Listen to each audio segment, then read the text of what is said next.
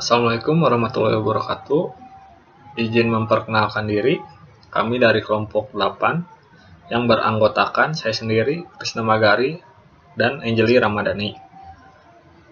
Nah, di sini kami akan mempresentasikan mengenai bab 9 dari mata kuliah CIPMA Project Management yang berjudul Human Resource Management. Human Resource Management adalah suatu cara yang dapat kita gunakan untuk mengatur hubungan dan peranan sumber daya manusia yang dimiliki setiap individu untuk dijadikan tim ya di dalam pekerjaannya. Nah, sehingga ketika mengerjakan sebuah proyek maka akan mendapatkan hasil yang baik dan sukses. Nah, dalam proses mengembangkan rencana sumber daya manusia, di sini tuh kita harus merencanakan dengan tepat. Mulai dari sumber daya mana yang kita perlukan, terus apa peran dan tanggung jawab kita di dalam tim tersebut, serta bagaimana kita akan melatih tim kita dan memastikan mereka tetap termotivasi. Nah, di sini tuh ada 5 proses dalam manajemen sumber daya manusia yang dapat membimbing kita melalui semua hal yang perlu kita lakukan untuk memastikan kita mendapatkan semua orang untuk proyek kita saat kita membutuhkannya. Nah, yang pertama, planning process group. Yang kedua, executing process group. Yang ketiga, acquire project team. Yang keempat, develop project team. Yang kelima, manage project team. Untuk penjelasannya ada di slide berikutnya. Nah, apa sih planning process group? Planning itu langkah awal dan hal yang paling penting ya dalam suatu project, karena kita tuh di sini melakukan rencana awal apa yang akan kita kerjakan dan target apa yang akan kita tuju. Nah, yang kedua tuh executing process group. Nah, di sini tuh kayak proses menyatukan semua sumber daya yang dibutuhkan dalam rangka mencapai tujuan project yang telah kita rencanakan di planning process group tadi ya. Terus yang ketiga, acquire project team. Nah, setelah project itu dimulai, nah kita tuh harus mengumpulkan tim. Setelah mengumpulkan tim, di sini kita juga bernegosiasi dengan beberapa sumber daya manusia tersebut untuk membuat diagram pengelola tim. Jadi lebih jelas dan lebih terstruktur lagi dalam pengelolaannya. Terus yang keempat tuh di sini juga merupakan tim pengembangan proyek. Di sini tuh kita melatih tim dan membuat mereka tetap termotivasi dalam mengerjakan proyeknya. Contohnya, apabila proyek tersebut diselesaikan dengan baik dan tepat waktu, maka berilah hadiah agar mereka termotivasi apabila ada proyek lanjutan. Terus yang di sini kelima, akan di dalam suatu proyek tuh pasti nggak berjalan sempurna, pasti di dalam anggota timnya akan muncul konflik. Nah, di sini tuh kita harus memastikan konflik mereka tersebut dapat terselesaikan. Terus yang selanjutnya, kita akan membahas tentang get the team together.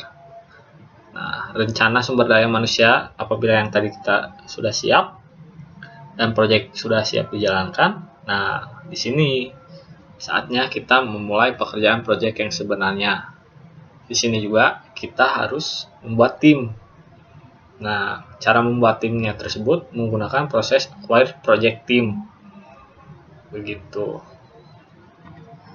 Nah, proses acquire project team terdiri dari inputs, tools, and technique, and outputs antara lain. Yang pertama ya, inputs.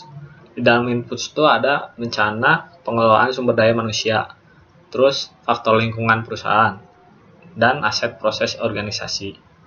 Nah, yang kedua tuh tools and techniques. Nah, di sini tuh ada pratugas, terus ada negosiasi, akuisisi, tim virtual, dan analisis keputusan multi kriteria. Nah, yang ketiga tuh ada outputs. Outputs tuh di dalamnya ada tugas staf project apa, terus sumber daya kalendernya ada juga di situ. Terus kalau ada pembaharuan rencana pengelolaan project juga ada di outputs ini. Nah, selanjutnya kita akan membahas tentang tim pengembangan proyek. Nah, tim pengembangan proyek di sini adalah yang paling penting dalam manajemen sumber daya manusia. Dikarenakan di sini tempat di mana kita harus memastikan semua anggota tim kita termotivasi dan juga semua anggota tim kita dikelola dengan baik. Di sini tuh manajer proyek sebenarnya memiliki peran penting dikarenakan harus membuat tim ini terus bergerak mencapai tujuan perusahaan. Selanjutnya kita akan membahas tentang keterampilan interpersonal dapat membuat perbedaan besar bagi tim. Nah, yang pertama leadership. Nah, leadership di sini tuh apabila kita mempunyai, maka ketika kita memimpin dan mempunyai interpersonal yang baik, maka di sini juga akan mempengaruhi perilaku para bawahannya menjadi baik. Nah, terus yang kedua team building. Team building adalah suatu upaya yang dibuat secara sadar untuk mengembangkan kerja kelompok dalam suatu organisasi. Nah, dalam hal ini, kerja tim pada manajemen dapat memberikan hasil akhir yang lebih efektif dibanding kerja perorangan. Nah, di sini tuh, jadi kita harus memastikan semua anggota tim tersebut harus bekerja sama dalam tim. Jangan sampai kerja perorangan, karena kerja tim akan lebih cepat dan lebih baik dibanding kerja perorangan. Nah, terus yang ketiga, motivasi. Nah, motivasi di sini adalah suatu dorongan atau alasan yang menjadi dasar semangat seseorang untuk melakukan sesuatu untuk mencapai tujuan tertentu. Nah, kalau misalnya ada anggota kita yang mulai lemas terus tidak semangat, maka sebagai ketua tim atau pemimpin yang memiliki interpersonal yang baik, kita harus memotivasi mereka agar menjadi semangat lagi. Terus yang keempat, komunikasi. Nah, komunikasi itu hal yang paling penting menurut saya di dalam sebuah tim. Karena apabila memiliki komunikasi yang lancar antar anggotanya, maka tidak akan mungkin sampai ada terjadi kesalahan, apalagi miskomunikasi antar anggota. Terus yang kelima, interpersonal yang baik juga harus mampu mengarahkan orang-orang di tim untuk membuat mereka bekerja sama dalam membuat keputusan yang baik untuk proyek. Jadi saling mendengarkan pendapat orang lain dan setelah itu kita arahkan. Yang keenam, kesadaran politik dan budaya. Nah, di sini juga kita harus mengenal latar belakang mulai dari budaya atau apapun dari rekan kerja kita atau anggota tim kita. Terus yang ketujuh, pengambilan keputusan. Nah, di sini juga kan di dalam setiap proyek nggak mungkin lancar selalu, pasti ada masalah yang sering muncul. Nah, di sini tuh apabila kita mempunyai interpersonal yang baik, maka masalah apapun akan dapat kita selesaikan dengan pengambilan keputusan yang bijak. Nah, di sini ada beberapa teknik dasar untuk mengambil keputusan yang dapat digunakan. Yang pertama, common. Yang kedua, consultation. Yang ketiga, konsensus. Yang keempat, coin flip.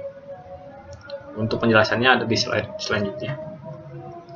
Nah, common di sini tuh kita mengambil keputusan berdasarkan perintah. Jadi hanya mendengarkan, kemudian lakukan apa yang pemimpin katakan.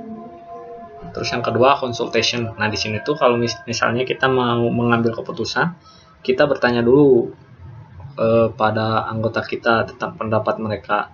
Barulah kita mengambil keputusan. Nah, yang ketiga, konsensus. Nah, di sini tuh kita kayak ngasih pilihan dulu kepada semua anggota tim dan suruh mereka memilih salah satu dari pilihan tersebut. Setelah mereka setuju, barulah kita mengambil keputusan dibuat. Di sini tuh kayak musyawarah. Terus yang terakhir, coin flip. Nah, coin flip di sini berbanding terbalik dari yang tadi. Kita emang banyak pilihan untuk menyelesaikan konflik tersebut, tapi kita pilih secara acak aja, nggak perlu ada musyawarah. Nah, yang selanjutnya dari interpersonal dapat membuat perbedaan besar bagi tim adalah 8. Nah, yang ke-8, negosiasi. Nah, negosiasi di sini yaitu bernegosiasi dalam membantu orang-orang di tim untuk mencapai kesepakatan di antara anggotanya. tentang bagaimana cara bekerja sama dalam tim. Oke, selanjutnya kita akan membahas tentang tahapan-tahapan dalam pengembangan tim. Nah, di sini tuh ada 5. Yang pertama, forming, merupakan tahap pembentukan awal atau pengenalan dalam membangun sebuah tim. Nah, di sini tuh kayak tahap pengumpulan setiap anggotanya dan juga perkenalan sesama anggotanya. Nah, terus yang kedua, tahapan storming. Nah, tahapan di sini biasanya akan muncul terjadinya konflik dan kecenderungan tampil individual untuk menunjukkan mengenai eksistensi diri dan dominasi satu atau lebih orang di dalam tim.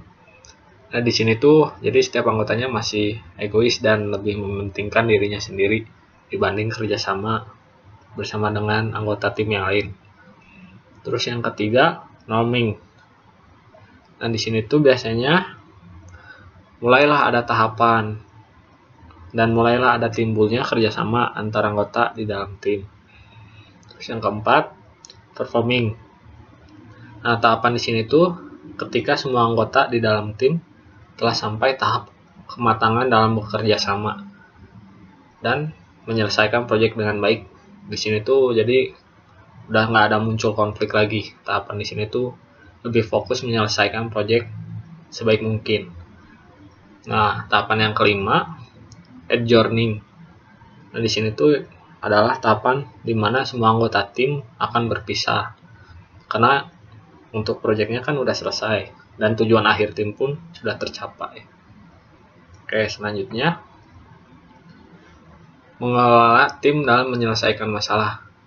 Nah, kan di setiap tim tuh pasti akan selalu ada masalah atau konflik yang terjadi.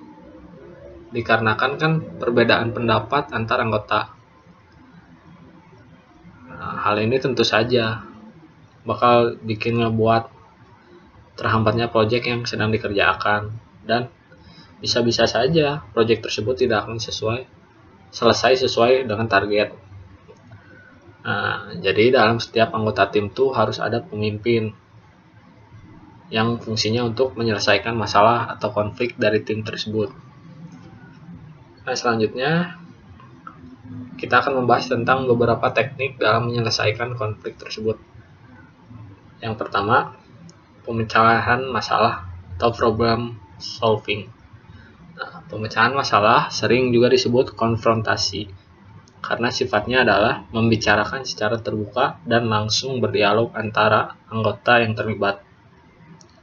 Jadi dalam hal ini tuh kita terlebih dahulu cari tahu apa sih yang menjadi konflik, terus cari informasi juga apa sih yang menyebabkan konflik ini.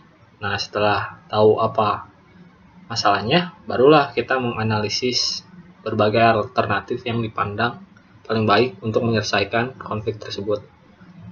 Nah, yang kedua, kompromi atau compromise.